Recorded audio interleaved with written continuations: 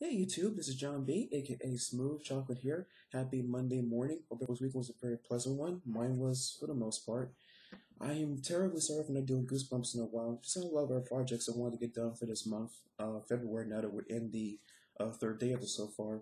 But without further ado, let's continue to read of Goosebumps, Why I'm Afraid of Bees. Chapter 16. I waited to be crushed, and waited some more. When I opened my eyes, the angry bees had moved to the side of the hive. They weren't paying any attention to me. I saw a single bee standing in the center of the hive floor. He was performing a kind of jumping, twisting, hip-hop dance. How weird, I thought. The other bees were watching intently, as if this were the most interesting thing in the world. Those bees didn't care about me, I told myself. They were trying to get me out of the way so this bee could do his dance. I realized I wasted a lot of time. I had to keep searching for an escape route. I tried to push myself away from the group of bees, but the hive floor had become too crowded to move. The bee danced faster and faster. He moved his body toward the right. All the other bees stared attentively at him. What was going on?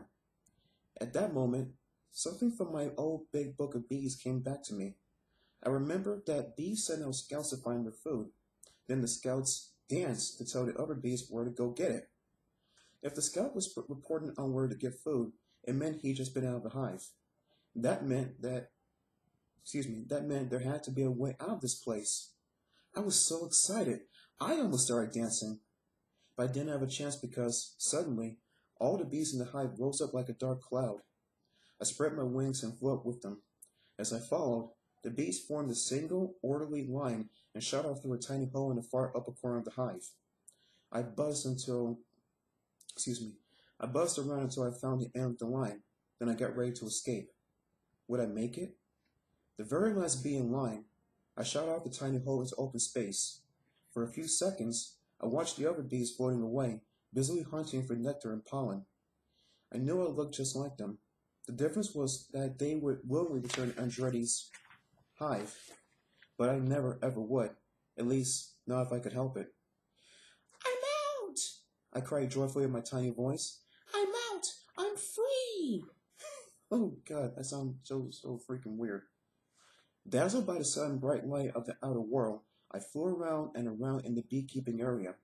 Then I headed for the hole I'd seen in the screen when I was still in my own body.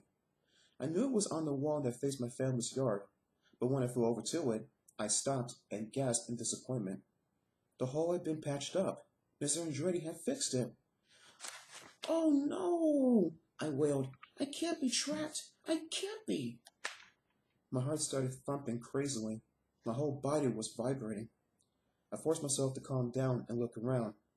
None of the other bees were in the screening area anymore. They had already gone outside to collect pollen, and that meant there had to be another way out. I wasn't thinking clearly because I was exhausted, worn out from all my flying around. I sat down on top of the hive to rest. At that instant, the door between the beekeeping area and the garage opened. Good morning, my little bee friend, Mr. Andretti's voice boomed. What are you doing lying around on top of the hive? Why aren't you busy inside making me some honey? Are you sick? You know we can't have any sick bees around here. As I gazed up weakly, Mr. Andretti moved closer. His huge, dark shadow fell over me. I tried to curl up in a ball and disappear, but it was no use. His large fingers were stretching right toward me.